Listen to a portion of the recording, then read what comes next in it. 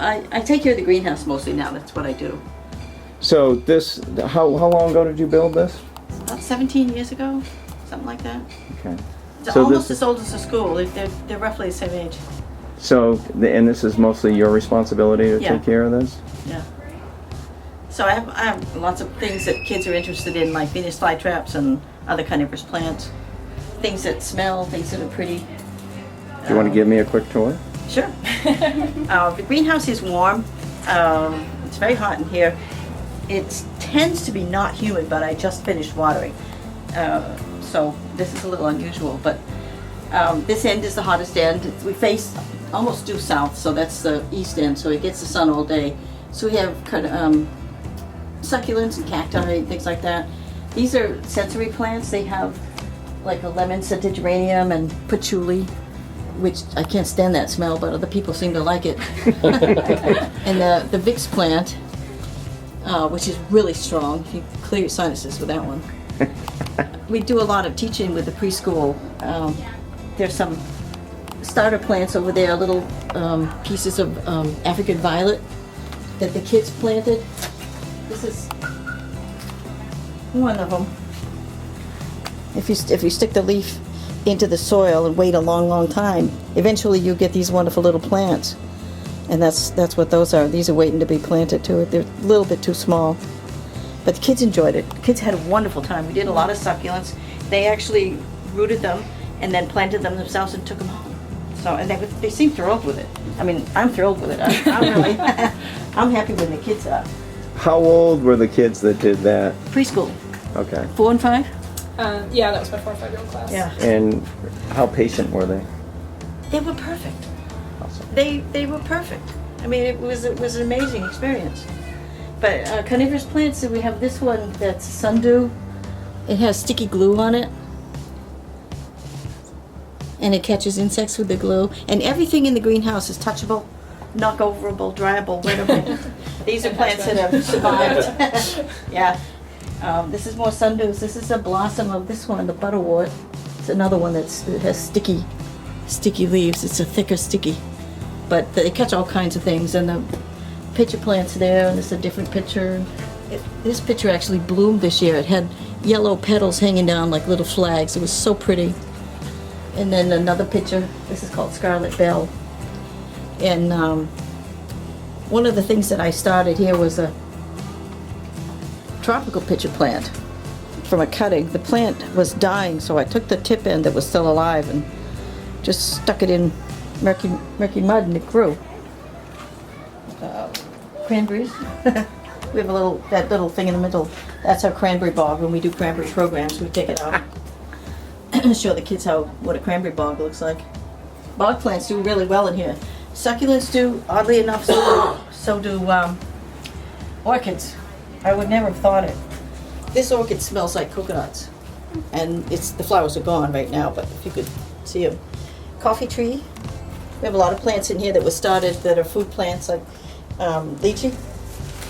Because we used to do a program, we haven't done it in a while, lunchbox plants. What can you take from your lunch and make either a temporary plant, like a carrot top, or a whole plant. This one is a fig, which has never given me figs because I never put it out. An avocado. And I forgot what this is. Mango. Mango or the other one? Papaya? Papaya. Papaya, yeah. I think this is papaya, yeah. Bromeliads are another thing that do very well in here. These are blooming, reblooming for the umpteenth time. That's the actual flower. These are just colorful bracts. And there's another one that just popped out right there. This is all a tropical rainforest, and the kids get to spray and see the drip tip leaves, things like that. There's no soil on that wall except in that pot and this pot. And this is actually orchid mix. The rest is a little bit of orchid mix. And you use some Coast of Maine. I use Coast of Maine all the time. You do? I really like it, yeah. Yeah. I've gone through whole bunches of different products, and I like that one best. And no advertising. There's a bag of it right over there on the floor. This is my pride and joy in the greenhouse. Actually, is the tropical pitcher plants. This is the flower of this one. It actually gave me 2 flowers this year. Flowers every year, And the whole plant is a male. So I have 2 male flowers. And this is its picture, little pinky thing. And then this one is different. This is a huge one.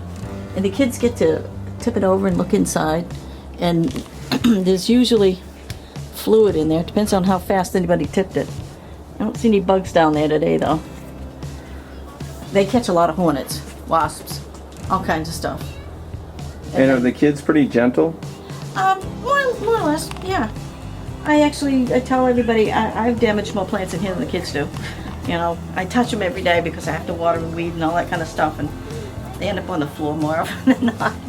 But anything that was sensitive is gone. These are tough plants. They're real survivors. So what's your favorite part of what you do? How could I say? There is no favorite part. I love it all. I just I like to put my fingers in the dirt. I like to see things grow, and I like to see things get beautiful, like that purple plant there, whose name escapes me. Streptocarpella. There we go. I've been growing that for years, and when I do cuttings classes or propagation classes, I cut it all up and give pieces to people, and I finally planted it in a big pot. And this is the first year it's ever been that beautiful. I don't think it's been cut this year. A few cuttings off it. I actually give cuttings to people who come in and just visiting, you know, of anything they want. Do you do classes with adults too? I do, yeah. You do? Yeah, from time to time. I don't do a lot of classes anymore. It's not actually a lot of interest. We put them in the newsletter, and sometimes there aren't very many sign-ups. So it's unfortunate, but I put them in there anyway. Keep hoping. Educate the that's adults awesome. by educating the kids. Well, there's that too. Yeah. Yeah, that is what happens. That's the Yep. one of the things that we've talked about is the more we educate kids, they go home and they're retraining at the dining room table. Yeah. You know, That's why I grow this kind of thing, because if I had just houseplants in here, you know, or green trees and green stuff you buy at the market and all for decoration, nobody would come in here. Yeah. But you show them this, and everybody's fascinated. And the question I get about this a lot is, what kind of flower is that? And it's not a flower; it's a leaf. You can see it comes right off the leaf. That's awesome. And they start little. There's a little one right there. Yeah, they are fun.